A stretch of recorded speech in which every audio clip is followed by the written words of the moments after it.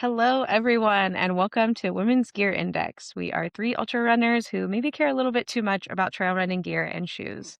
On this podcast, we're going to be sharing our thoughts on gear we're reviewing, shoes we're wearing, some deep dives, some opinions, and some hot takes we're going to take out of the group chat and bring to you here. This is our very first episode, and today we are hoping to cover or talk about ourselves. Imagine that. Why we started Women's Gear Index, which we'll also refer to as WGI, some current shoes we're reviewing and gear that we're loving, and hopefully to wrap it all up, what we are currently training for. So to kick off our intros, I'm going to throw it to Rachel. So Rachel, will you please share a little bit about who you are and what made you love gear? Yeah, hi. I'm Rachel and I'm gear obsessed, unfortunately, at times, for the wallet. But I have a long history with running and or kind of long, and worked at San Francisco Running Company out in Marin, in my 20s and was exposed to more brands than just the Solomon, red and white S-Lab shoes that I was running around all the time in. And I just fell in love with getting to know gear, meeting people and talking about gear, like talking to gear about and shoes specifically with customers. SFRC was kind of like the mecca at the time, for trail runners and runners all around the area. And so that that just fed into my obsession with like everything hot and new, which turned to me frequently texting friends about gear, and it only really stuck with like two of them, who are here with me today. Okay, Annie, next. Awesome. Hey, everybody. I'm Annie. I'm based in Victor, Idaho, so close to Rachel over in Wilson. But I have been an ultra runner since about 2018, and I think really trying to pursue like more performance in the sport for the last probably 4 years, training competitive, like racing competitively. I think through that have constantly been looking for, what are the top athletes using? What brands are people like most excited about? What packs are people using? And really trying to like use that to my advantage in races. And I've just also really been like stoked on what people have been building and releasing in the gear industry recently. And so I am just really stoked to have a space and like friends to be able to like nerd out about gear with. And it's just been really fun. So super stoked to be able to take what we've been chatting about via text and in our Slack channels and bring Mhm. it into the podcast. But yeah, that's a little bit about me. Awesome. Thanks, guys. And I am Rebecca. I'm the person who introed into this podcast. I am the third of our trio. So I am based in Oakland, California. So I don't get real winter. I just get some rain and some cold. It does get to feels like 35 here sometimes, which I do talk about a lot. But I started ultra running in about like 2016. Still going strong. Have done the all the races from, sub ultra VK up to 100 miler, and still really loving the training journey. And I think what made me love gear is I talk about this a lot, but I'm a really sweaty person. And so I think just needing to be more mindful of like fabrics and like cuts that I choose because certain shorts make me chafe really bad, or certain tank tops, if I wear them under a vest, they make me chafe really bad. So like I started like really paying attention to what fabric, like a vest or shorts or a shirt were uses, how it feels on my skin and all of that. And I also, have some experience in the outdoor industry. I worked at Goo Energy Labs for a bit in my 20s, and I also worked at Renegade Running in the early days. Obviously, I think a lot of people know Renegade Running now as being like really pushing the bounds of fashion and running gear. So I'm really grateful to like have that experience. I think that really showed me this intersection of like looking good, feeling good, like having really high quality gear and like finding like smaller brands to uplift. Um but yeah, so why Women's Gear Index? I think all of us can speak a little bit to that, but I'll just start by reiterating something Rachel said, which is I think part of this started was because I texted her one day and I was like, maybe we should have like an Instagram or something where we just like review all the things that we're wearing because she's the first person I would text if I was like, hey, I want to try this shoe. Have you tried them? Or hey, I want to try these shorts. Have you tried them? And I just knew she was always going to give like this really good feedback. And so she's definitely someone that I trusted with that. But I felt like there were a lot of places online that I could go to for those same takes. Yeah, I think, like, it all started with a text, and it was really around this, like, idea of, like, "Hey, like, no women are doing this, at all," and like Rebecca said, we texted about gear all the time, and then, this summer, I was fortunate enough to meet Annie, and we all kind of collided at Kodiak, and, like, it was the most natural fit of, like, I was talking about gear all the time with Annie, like, we were talking about heart rate monitors and this podcast and that podcast and, like, "Have you tried these shoes?" Or, like, "This nutrition," or "How many carbs are you eating?" Like, all of these things and just having similar conversations with Rebecca, so it just felt like "Okay, like, there's 3 of us now, and there's a lack of women's voices in this world or in this space," and, yeah, I think we wanna take up some of that space.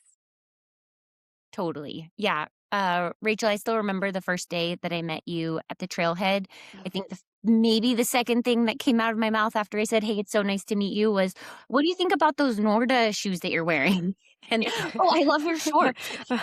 And then we proceeded to spend the next hour and a half just chatting about all things running and gear. And yeah, I think just to uh, you guys have said pretty much everything I'm thinking, but yeah, I think is a real lack of women's voices in the sport in the gear review world, and I'm just excited to be able to share some insights and really give like real takes on like how things feel, how they perform, how they last like season after season too. I think that's something that's really important to me is like the durability of gear, and yeah, so just agree with everything you guys have said.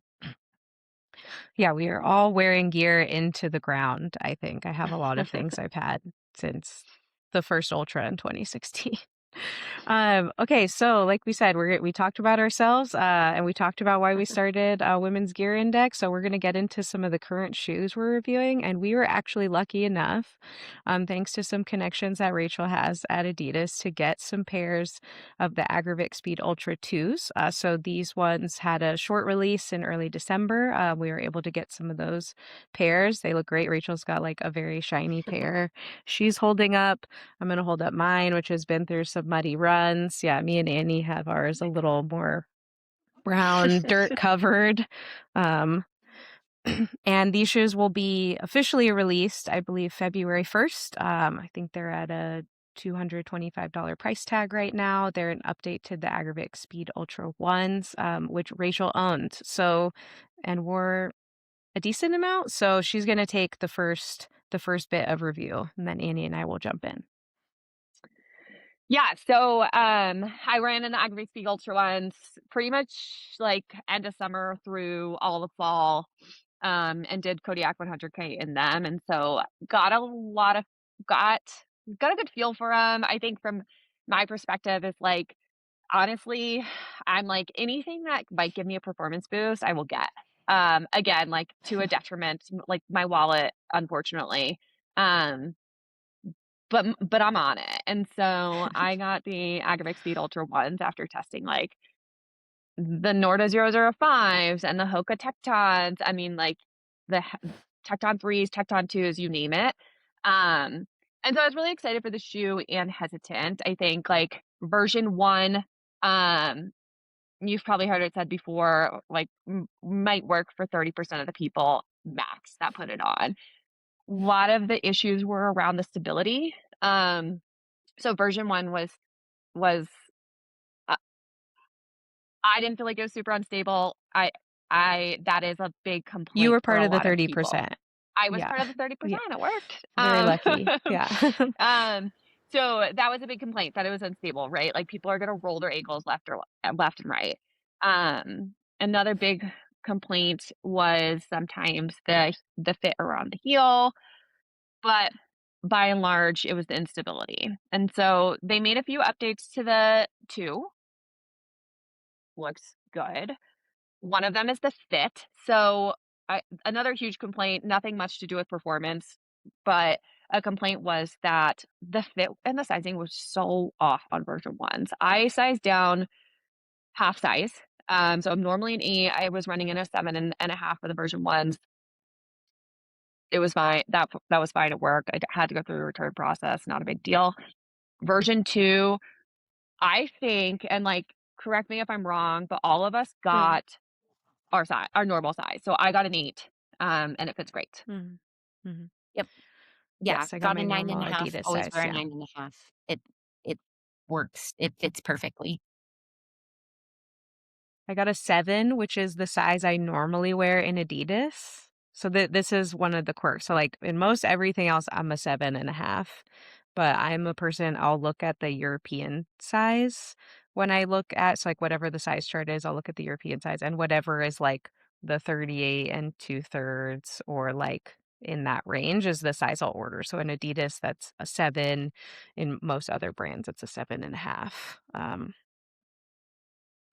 Yeah. But yeah, I found So that they fit, and yeah, yeah, sizing seems to be fixed, yeah. to be back to, like, true to size-ish. Um, so they stuck with the Light Strike Pro foam. It's softer and more responsive in my opinion. I think that's one of the huge updates here is it's an overall softer, plusher ride. It's really comfortable in my opinion. It's not as stiff because of that. I had a big issue at the end of Kodiak, and yes, I had just run a 100K. Um, run is a nice term, but, I had just run a 100K, suffered through one, and my Achilles were rocked by the end, and I think part of that is the stiffness. It could have been the rocker. I mean, it could have been a million different things. I'm excited that shoe is not as stiff, albeit it is still pretty stiff. Um, I think it's more stable, definitely, and I think everyone else will talk a little bit about that as well. They updated the upper, so it's now on mono mesh material, really lightweight. I mean, it's see-through. So overall better fit. They've claimed to fix the heel lockdown a bit. Other big updates are the lugs. So there are now less lugs, but the lugs are bigger. Supposed to be better grip. I didn't wear this pair. This pair is very clean. My testing was done a lot on snow. And so Mhm, take it for what it is. The grip was totally fine on snow. I'm not sure exactly how that will transfer to wet trail. mhm. Still energy And rods, Annie, that nothing yeah, changed there. yeah. And then Annie, you hadn't worn the ASU ones, correct? I actually did wear the ASU Okay, ones back in the okay, spring, and I wore okay. them for one of my longest training runs, training for canyons, then ended up Mhm, getting, like, an injury a week later. I don't think it had anything to do with the shoe, but ran about 28 miles in the ASU ones and had some real issues with the stability of the shoe. Like, very much mhm. enjoyed the responsiveness that you get with a carbon shoe. These are Rachel reminded us that these are carbon rods. Is that right, Rachel? Okay. Energy Not a carbon rods, tape, yeah. but, really enjoyed the responsiveness and, like, had fun running in them, but was constantly fearful for my ankles, and I have very strong ankles. I think we've all seen the videos of David Roach, who loves the ASU ones, taping his ankles very sturdily before he puts them on. And so yeah, I did run in the ASU ones, but so I was excited to try the updated version with more stability, still a soft, like responsive ride. And I had the opportunity to run about 35 miles in them this past weekend down in Durango. And Durango has actually kind of techie trails, a few like little techie zones that I got to test out the stability of the shoe on like kind of techie downhills and was super excited by what I experienced, which was like a very confident ride. Like I felt Mhm, good running down rocky trails at like a decent clip. And so I think just like on the stability piece, that's my feedback is like they set out to improve the stability and I think that they achieved their goal and like a mhm. definite improvement between the ASU ones and the ASU twos. And you have other carbon-plated trail shoes.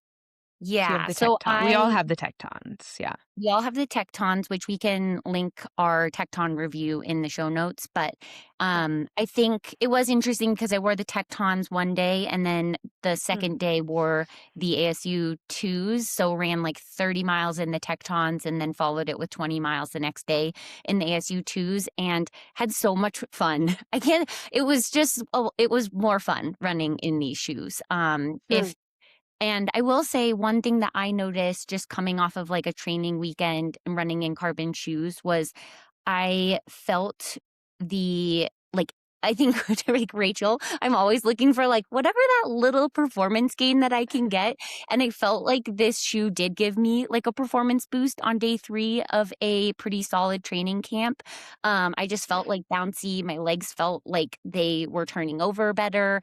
And I just like felt like I had more like oomph on the trail. And like oomph is a technical term for how I felt.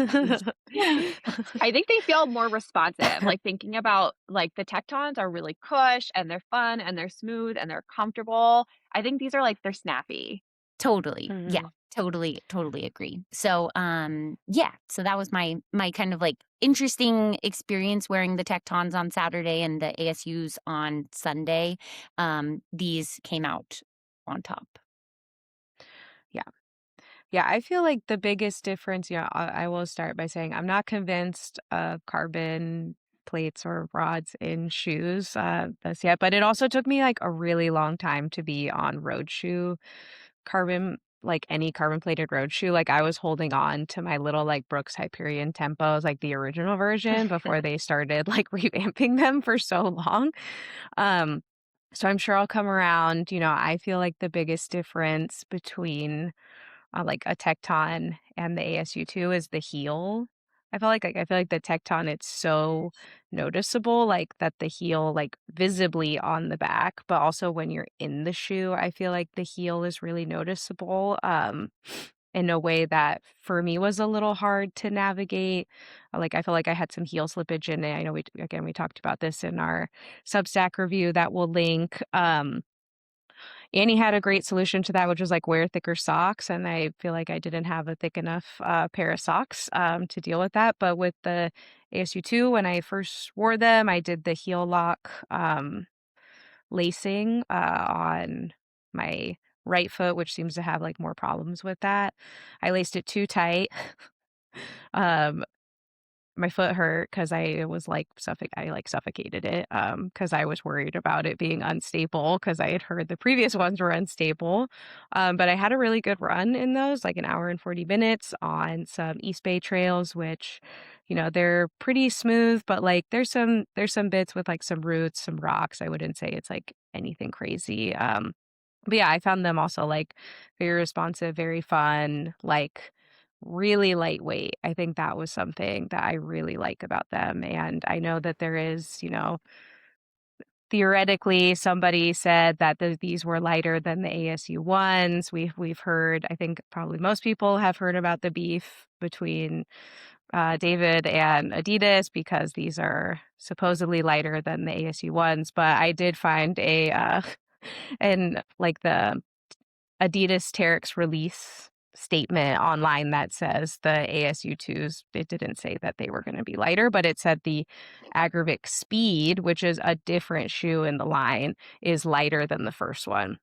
So I would just say that's maybe like a note, maybe don't name all your shoes so similar. I think that always makes things really confusing. It's confusing. It's hard to keep track I of. understand they're in the same family. Like I get it, like everybody in the family has like the same last name or whatever. But like for shoes, it's always like making me so confused. But yeah, overall, again, I would say I like the ASU2s. I'm really looking forward to wearing them for longer runs. I've only worn them for like a couple hour and a half to 2 hour runs so far, but really want to get them out onto the Marin trails because those ones are like really nice and smooth. And I think it would be great to have the energy rods on those climbs, like those runnable, the runnable climbs. Totally. Yeah, I think, like, thinking about the weight and everything, I think the upgrades, it it feels like a marginal amount to me. I ended up weighing both my ASU ones. I have them in the same size, and so I weighed my ASU ones and my ASU twos, and it's a marginal difference in my opinion. Um, and I think like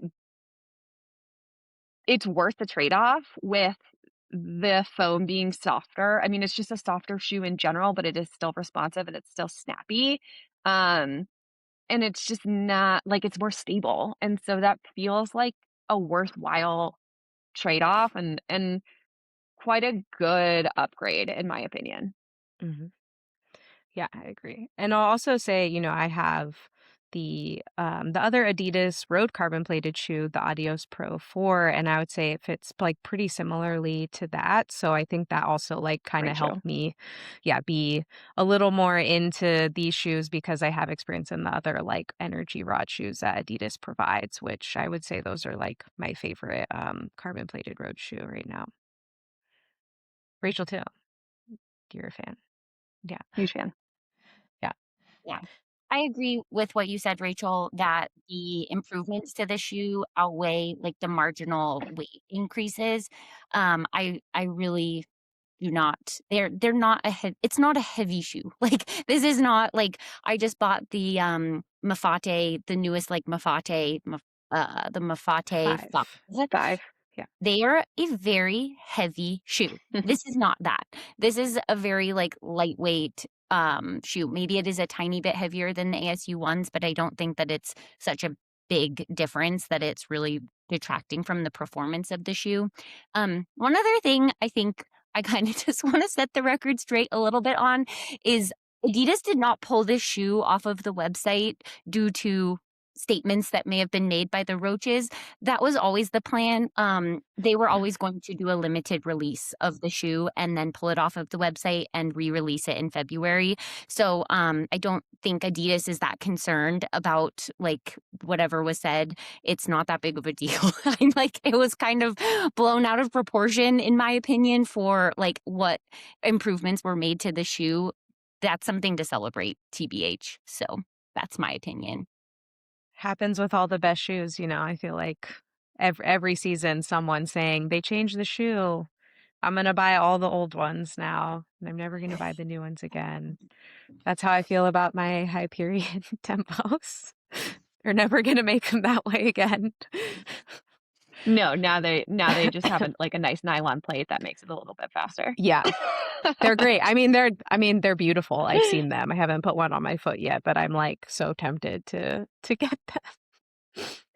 So, Uh, I did just wanna make sure that I stated a couple things that were just of note for me wearing this shoe Mhm. last weekend. I have a pretty narrow heel, and so I had to do the typical runner's lace that I have to do with a lot of my shoes. If you don't know what that is, just feel free to drop in our Substack comments, and I can give you yeah, more tips on how to do it, but, we'll make a it reel really about it, our first reel. we'll do a reel. Yeah. Um, but it really did help with the lockdown. I wore them on the first day and didn't do the runner's lace and was like, "Meh, I don't know how this is gonna feel like over the course of a couple hours." And so I stopped for on my second run, did the runner's lace, and it made a huge difference. So that the like heel slip was not a big issue for me. One thing I did notice was just like you really do have to, I think, before your run, make sure that you get the tongue like very secure and kind of get it like exactly where you want it as it relates to your sock and your foot and just kind of like get it all snug because I didn't do that. I just sort of like rushed out the door, threw them on, and the tongue was kind of moving, like bunched a little bit. So, and it was totally fine after I stopped and fixed it. But like if you're wearing these in a race, you're not going to want to stop 20 minutes into your race to fix the tongue and like get it all smoothed out. So, just like Yeah. things that we probably all should be doing, but just wanted to note that those were my only like two kind of major, not major, like minor concerns that I had with the shoe. Yeah, those are great. Okay, any last thoughts on ASU2s? I think, like, something that might be helpful is when would you grab it and when would you Yeah. pass on it? I'll go first. I sure. I would grab this shoe. So I'm doing Tarawera in a couple weeks. I think this would be a really great shoe for something like Tarawera. Granted, I have never run Tarawera, so I don't know. Just from Mm. what I've seen from watching the YouTubes and reading people's reviews of the race, it seems like it's a pretty smooth, non-technical course. And I think that this would be like a very fun shoe for racing, Tarawera. And then I think for training, I'd probably look to this shoe if I was doing a workout on like, maybe hill repeats on like a gravel hill or something like that. So that's kind of my thought on when I would grab this shoe. And that's Tearaware 100K, Yes, correct? correct. Okay, just to make sure we got the distance in there. Yep. Um, I would say, well, I'm definitely gonna wear these for the Big Alta 28K that Rachel and I are both. Cool. Rachel's gonna come to California to run. So I think these would be really great because it's like smooth trail. Like last time we ran it was a little muddy, but now it's the date has been moved a month back. So I am anticipating some nice smooth trails to get these going on. And I definitely will wear these for a lot of trail workouts, probably like my midweek workout. I'm not sure I would use them for a full long run right now just because I want to save them for race day. But definitely like a really good race day shoe as long as I would probably want to wear them for at least one like 3+ hour run to make sure that my feet would be okay for like a longer race in them. I'm laughing back to the first, Big Alta 28K that we Yeah. ran Yeah. the inaugural year, and I Yeah. remember the day before, I went out and bought the Nike Ultrafly ones, Oh yeah. and I was like, "These are gonna make me so fast, I love this," and then, like, those are Mhm. actually a heavy shoe. I like the shoe, but they are heavier, Yeah. and so I'm just kind of, like, LOLing at that. That's totally something that I once again, any performance enhancer, any legal performance enhancer I Yeah. will I will need to Good make that statement. clarification. Yeah. Um, I'm pretty down for. Yeah, I mean, gosh, if I could ride in carbon shoes every single day, like on the road, I would. I know that that's not good for the shoes or my body, so I don't. I would say that this season I'm going to, as part of shoe testing, I need to do this anyways, but like I'm going to try to make a conscious effort of not always running in carbon shoes. And so even if it's on the trail, um, and so thinking about that is like, I would do these, like, excited to rip these for my Marin trip. TBD on Big Alta 28K. I need a little bit more miles on them, but probably I'll wear them. Mhm. Um, I would love to wear these, like, grab these for a trail tempo. I think a longer, like, kind of like a more critical longer run with maybe some moderate Mhm. miles in there, whatever it is. I would go these would be like my pickup shoe. And then probably as I get smarter about which shoes I wear when, I would say, probably pass on these for, like, easy recovery runs because Mhm. no need to wear the shoe out, like, no need to put the miles on them. Mhm. You don't need a plated or a rotted shoe, anything like carbon infused, nylon infused, whatever. You don't need it for a recovery day, even though Mhm. it feels really good sometimes. So that's probably what I would kind of pass on them. Yeah. All right, we're like almost at 30 minutes, which just kind of flew by, but I did want to get to, hearing what we're all training for. I think we all kind of said it, but maybe just a little more about like what shoes we're grabbing during our training right now, other shoes that we're testing or gear that we're like excited to try. Annie, do you want to start with that? Totally. So I am in the midst of training for the Tarawera 100K. Signed up for that race in November after Kodiak 100K, where I just like left that race feeling really hungry and excited about a winter race, which is not something I Placed normally. fifth. Yeah. Oh, And placed thank fifth. Good It was a good place. it was a good day. I had a good day out there, and I am really excited about going to New Zealand and racing Tarawera 100K. Looks like it's a very, like, runner-friendly course, so I think that suits what we have available to us here in Teton Valley in the winter, which is just running and, a lot of flat and a lot of, like, treadmill running. So I think, yeah, I'm really stoked about it.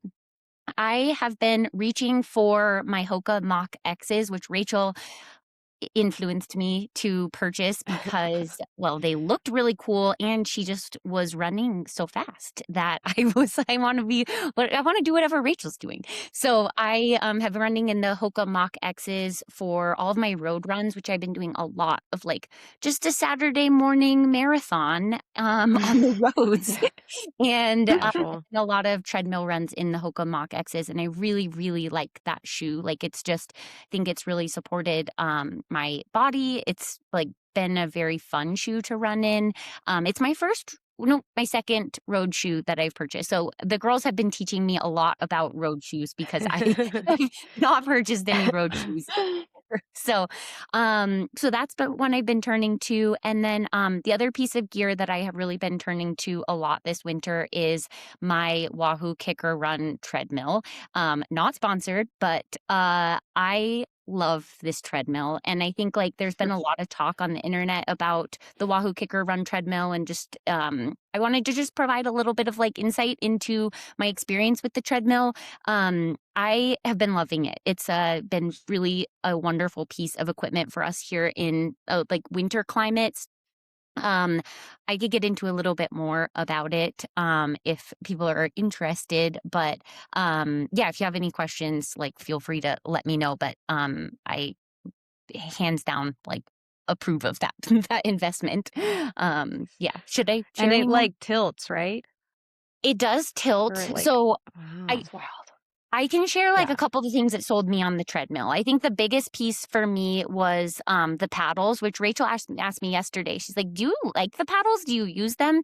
And yes, 100%. I think the best part of the treadmill is the paddles. It makes it such a natural movement to change gears really quickly and easily. Oh, So I'm able okay. to, like, go from running, like, a chill, pace to doing a stride at, like, a 5:30 pace within 2 seconds, because you hit the paddle and the treadmill changes pace so quickly that it is just made a huge difference in actually feeling like you're able to run like you normally would. So that's a big, and then yes, it does have the lateral and vertical tilt. So it's like a Wow. Yeah. 0.05% tilt in, like, right and left, and then front and back, or like up and down, I guess would be the right way to describe it. And I use that sometimes, but sometimes it's like I do feel a little bit like I'm on, like, a waterbed, which is kind of a Yeah. weird feeling. So I Whoa, just shout out waterbed. I Yeah. know. Yeah, that's a blast from the past. Very 90s. But yeah, I use that sometimes if it's, like, really feeling like I need just to sort of emulate being on the trails or being on, like, a slightly different surface. I'll turn that on. And then it has the run free mode, which is where it has, like, a little sensor that notices where you are on the treadmill and adjusts the speed Oh. based on, like, if you're falling back or if you're moving forward, it'll adjust. And so you can kind of get it to be just, like, more of a natural run. And then I think the last thing is it's just really stable, so there's no bouncing. So you actually just, I feel like I'm running outside. I think I've heard a lot of people talk about the treadmill, obviously. I don't feel that with this thing. I don't know. I like getting on it. It's weird. I just really enjoy it. I'm probably gonna go hop on this thing after this call. So that is my take. Couple things.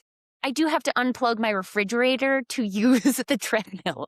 So it is a huge energy demand on your space, and my garage does not have the specific outlet that's required Mm. to just be able to plug this in. And so I have to pull an extension cord into the kitchen and then unplug the fridge and then plug the treadmill in, which sounds ridiculous, but this is how much I love this machine that I Worth will it. I will Yeah. do that for my treadmill. So Wow. Shout out Wahoo. shout out Yeah, shout Wahoo. out Wahoo. big Yeah. big fan over here. So that's what I'm up to. I will also be sharing, I think we're gonna do like a quick gear rundown for Tarawera and those Mhm. extensive UTMB required gear lists. So kind of trying to give some insight into like what makes the most sense to put in your pack when you're heading to a UTMB race. So that'll be coming out in the next few weeks. But yeah, that's what I'm up to. Rachel or Rebecca. Yeah. Cool. Yeah. Wow. Winter training. I feel like I am back in Vermont when I used to run through the winters so much. We just have no snow in Jackson right now, Teton County, same with Victor. So skiing's not that great, unfortunately. So I'm back to grinding. Mostly road miles, sometimes getting out on snowy trails or dirt roads, but mostly road. Huge shout out to the Mach X3. Like heart goes out to that shoe. It's my favorite shoe. It's fast, it's snappy, it's plush, like whatever you want, it is. The Mach X2 sucked because of the heel color. It like rubbed everyone's heel raw. It's not mine, but the three is updated and it's amazing. Um, that's been my go-to grab, I would say, along with the Evo SL, because in the name of not trying to run in some sort of plated shoe every single day, I try to rotate the Adidas Evo SL in, which is a great shoe. You could do workouts in it and be just fine. Um, Yeah, those are kind of my go-tos right now. We're testing out the North Face Alta Mesas, which we got to run in yesterday, and those are a fun, kind of a chonk of a shoe, not in a bad way. It's just like it's a big shoe. So look forward to a review on that coming out. And yeah, I just have to just shout out uh, Rabbit for they hooked us up with a lot of winter gear that's been pretty clutch. I wear the tights almost every single day, the defroster tights. Those are a huge those are the go-to, period. And then this Bandit winter running jacket that I linked in the winter fit guide a week ago, that is like the warmest thing. I wore it today. It was 10 degrees out and was sweating with a wool shirt under it. It was hot. So that's been huge. And yeah, I'm after hearing Annie rave about the Wahoo kicker run, I am quite bummed that I am bouncing along on a creaky Nordic track. But I get it done. We all get it done. And then what are you racing next? Oh, yeah, we are sorry, I won't spoil it for you, but we've already said it. Big Alta 28K, I'm running it back after a year away, and that is, oh gosh, what is that? March 21st. So 22nd, coming one of those 22nd, yeah, days. coming Yeah. coming right up. Yeah. Yeah. Very fun. Yeah, so as Rachel said, that's my next race. And I would say I'm just plodding along with training. If you can't hear it, I was a little sick in the past week, and now I believe it's morphed into allergies, which is crazy. That's also how dry it's been in the Bay for the last couple weeks. We had a crazy winter storm, so I got in a lot of wet runs. And now it's dry, which is great, but not great for my allergies apparently. But yeah, so Big Alta is the only thing I have really coming up soon. And then yeah, I'll be doing OCC in August. Annie's also gonna be there. CCC. Sorry, I don't mean to spoil it. Oh, no, no, I'm stoked. Yep, we running it back at CCC this year Yeah, again. Hopefully having a slightly better day than I had last year. But yeah, I'm so stoked that you'll be there, Rebecca yeah. and I'll Rachel. be out cheering. Yeah. And Rachel will be there in spirit. Or maybe you should just fly out. Yeah, I'm still shook that Uh-huh. I'm not in it actually. But I'll be running it back at Kodiak 100K. I said this in Um, a text message to Annie the other day that I'm admitting that I'm in a toxic relationship with Kodiak 100K. I mm, love it and I hate it and I keep going back to it. So yeah, hopefully it's a good one this year. yeah, yeah. I'm I'm To excited. end, oh yeah, sorry. I'm excited for your Kodiak this year, Rachel. I think it's going to be rad, and I might get influenced to attend as well because I am also in a toxic relationship with Kodiak, and I honestly can't turn down the idea of going back. Even We love Big Bear. we just love Big Bear so much. We Yeah, do. So. Yep. That was a good race. Oh, I did not mention things that I am reaching for. So my gear, like I said, it's been pretty wet here, but even when it was rainy, I would say I am a big fan of the normal, I believe you pronounce it Jurag shoe, but it's spelled like Kjerag. And we did get some for testing. Thank you, Connor, at normal, but I did get a pair of these shoes last summer and I wore them to death. But I will also add a caveat that I really like lightweight, minimal shoes. Even if they make my calves hurt for a bit, usually they'll warm up and then I'll be fine. It's just like I think at my feet have always preferred something that's a little more lightweight and flexible. So that's what I'll kind of reach for a lot. And then actually I have been turned on to the Saucony Endorphin Speeds Mm. for my like road nylon plated shoe. And they're also extremely lightweight. I love them. Like can wear them on a long run and be fine or for a workout when you're not trying to like wear your carbon plated shoes for every workout that you do, even though that's hard sometimes. Then I will give a shout out to the rabbit stuff that we got because I have been like really loving that. We got the blue zip up jacket that now I feel bad. I don't know. I forgot the Nice. name. It's been The a puffy great jacket. jacket Oh, though. The I puffy think it's jacket. the warm up. Warm Is up. it the It's warm like up? warm up and go or like the warm Warm up up and go. jacket.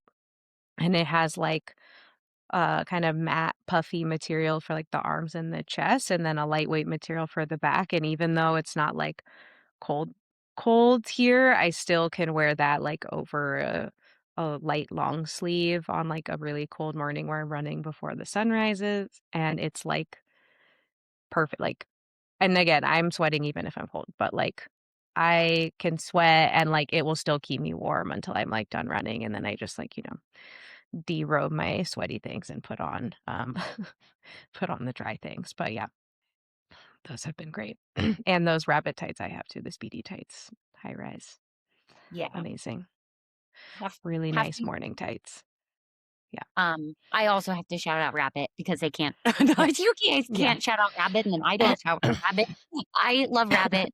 Give them a huge, thank you for, sending us gear to test this winter, and I've also been loving the Rabbit tights and the mock neck, the light pink mock neck Mhm. that Rachel and I have been rocking, and that one's been Outrun. Outrun. is that oh, the Outrun mock Outrun. yeah, that one's been, awesome. So, um, I guess on the apparel piece, one other piece that I think I wanted to just quickly, give a shout out because I have been wearing it all the time is the Stio Trax Power Grid Half Zip Yes. hoodie, which is such a mouthful to say, but it has been such an awesome layer. It is somehow, like, warm and breathable and the perfect temperature Yeah. all at once, and it is just like a very comfortable fit. The material is really soft and it has a hood, which we have talked a lot about. Hoods are very important to us here in cold climates, and Yeah. Rebecca is now team. Even for me, I love a hood. I'm like, We need a with a hood. hat and a hood on is better than like with the headband because then I get Yeah. warm. I just take the hood off. It's great. Totally. I love Totally. it. I was Yeah. also talking to a friend that did run rabbit 100 mile, and she was saying she's like, I just feel so safe. I put my little hood up and I just run, and no matter what the weather is, I just put my little hood up and I can keep running. And I think yeah, having a hood is very essential. So love that layer and wanted to give a shout out to Stio and the Trax Power Grid half zip Mm. hoodie. Yeah, we message about it so much, I'm getting targeted ads now. I'm getting the specific targeted ad for it. Yeah, and for like it's like a little over $100, but definitely worth it because I mean, I pick it up and it feels really lightweight, but it still like manages to stay warm and cool. A great layer. Annie's in it every time I see her, so it tracks. It's good. It's a Yeah, good layer. it tracks. Yeah. It Yeah. Um, before we sign off, what are you guys excited about gear-wise in the next couple of months? I know brands have several products that are dropping that we've been talking about, but would just love to hear from you guys, like, what you're most excited about. Okay, I'm gonna go first because I know this is the thing everybody's thinking of, which is the No, Brooks no. Cascadia Elites. Yeah. We gotta get our hands on those shoes. Okay, That was mine as well. I actually did get a pair of Cascadia, just like the normal runs, for Christmas, and I really like them. They're just like a good solid shoe. I had like the very first pair of Cascadias like forever ago, and they're worlds different than that one. So I'm just like, wow, I cannot wait for this elite I Cascadia shoe to drop. I think it's been on my radar for months now because it's Yeah. been on the feet of a lot of athletes that we follow. Like Anna Gibson was wearing it this summer, and I've seen other folks on Instagram recently wearing it, and it just looks like such a wonderful shoe that we need to test. And I really, really want Yeah. to get some experience wearing it because I was also a Brooks gal early in my trail days in the Catamount. So I've worn that shoe quite a bit, but I'm really excited to test the Brooks Cascadia Elite. Yeah, it's a need, for sure. In my opinion, it is like the trail shoe to watch this year for the drop. Hmm. We know about the ASU. Yes, they've made updates. They're awesome. We love it. Same thing with the Tectons. Like stoked for that update too. But like the Brooks Cascadia Elite is the shoe to watch, and so we're excited. Hopefully, we'll get our hands on it. I kind of think of Brooks as a company that revived itself in the last few years. Hmm. Not like it was ever gone. It's an OG company. We all know Scott Jurek ran for Brooks, still does, or Yeah. still's like affiliated with them, right? They have been around for so long, and I think that they've stepped it up a notch in the last 3-ish years. And so I think this drop is going to be hot. So I'll Rachel. agree that that's like the biggest thing. Anything else? I am excited about some new vests coming out. I think that's a Yeah. huge like area of opportunity for us right now in the trail space. I think we've kind of the pendulum swung towards belts for a while, and I think we're kind of getting to this space. This is my opinion, but we're getting this area where I'm like belts can really only do so much. You can only carry so much in your belt. Um Okay, can I just say like a hot take maybe? Like who is carrying 2 flasks in their belt? Anyone? And I'm Not not me. talking about the Boulder Boys said it this week, like inner tube, like naked vest. I'm Naked talking waist about trainer belt. naked waist trainer. Yeah, I'm talking about the 2L, like the Raid 2L or the OG naked belt. Like who's carrying 2 flasks? Because a lot of people claim that they do, and I'm like, no, you don't. No, you don't. That's not true. Or they're like Um, two little ones. They're like two like 8 to 10 ounce.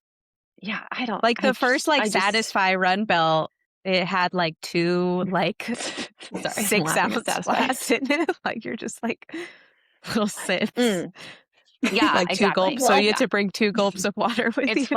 flasks for ants. Yeah. like a little shooter. It Yeah. fits Yeah. Just like little shooters. Yeah, No, I echo that sentiment about vests. I am very excited yeah, vest would be great. I about tantrums dropping a new vest. Eyes on that. I think a lot of The Terragnota vest is companies, so amazing. Terragnota vest. Yep. I Yeah. think there's a company that has not made vests in the past that is going to be dropping a vest this year. I don't know if we can say that. Um, but that's one to watch. I think vests are going to make. I don't know if they never left the chat, but I think they're gonna be back on scene more than ever, this year. Yeah. I agree. Osprey is coming out with their Pro line, which I think is gonna Uh-huh. really exciting upgrade for Osprey, and I think just like a really needed offering in the market. So looking forward to that. And with that, I think they're also releasing a new belt. But I'm excited to test the belt, but Yeah. mostly looking to the vest. I'm just a vest Yeah. gal. Especially I race a lot of UTMB races, which we could talk about that on a later podcast. There's Yeah. lots around that. But I just like having the space because even at Kodiak this year, we were required to carry a lot of gear and like nobody's carrying all of that in a belt. So we've got to get the vest game down. And Yeah.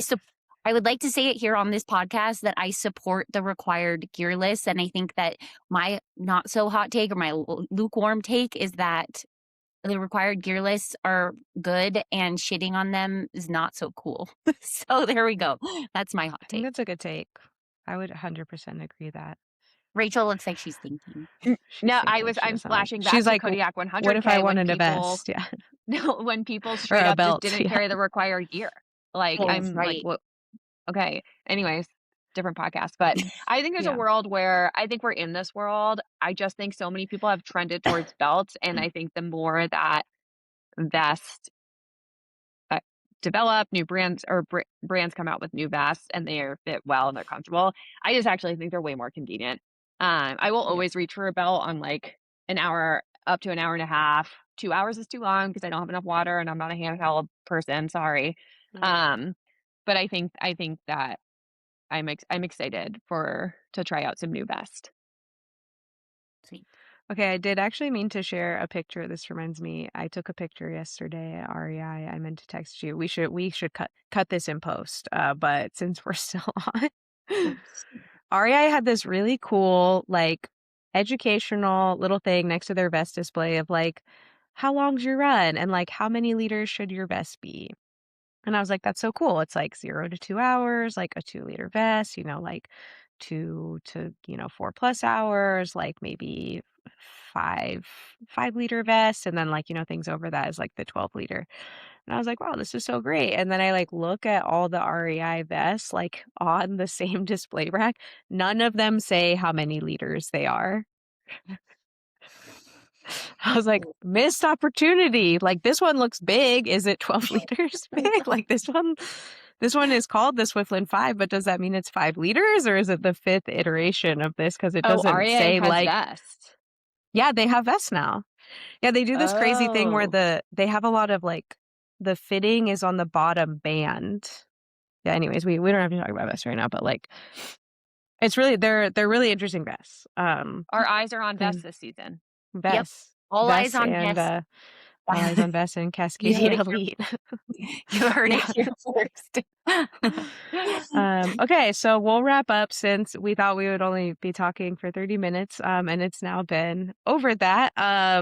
We'll see what comes out of post on our very first episode. So thanks, folks, for listening. To all of us yap for a decent amount of time. I would also like to say we really try to not use too much jargon. We do have like a shoe terms cheat sheet on our Substack as well. So I would say if you felt like at any point there were things you didn't understand or things we could clarify, like definitely send us a note. We'd love to try to make this as accessible as possible. Yeah, Yeah. anything else? Slide into our DMs, follow us on Instagram, ask us a question. We'll still be posting substats along with these videos just to like have it all in writing and a place to go to. So subscribe there. And yeah, I mean, I think we're Women's Gear Index. We're here for all genders though. So we're not like trying to be exclusive in our name. We're really fired up about being women in this space and um, having this dialogue and like bringing our thoughts and opinions here but like share with friends, share with everyone. Totally. Yeah. Comment, add comments. Like we will respond to comments and like just if there's gear that you're really excited about and would like us to, write a review of, please don't hesitate to drop into our DMs and we'll do our best to get you over some insight and what we think on that piece. But yeah, I think it's been so fun chatting with you guys. This is great. This is Yeah, like our weekly chat, but recorded. but recorded. Yeah. Yeah, so thanks everybody. Follow on Instagram, subscribe on Substack, smash that like button, as they say on YouTube, and we will talk to you all later. Bye. Bye. Bye. I don't know how to end it. We should keep that in.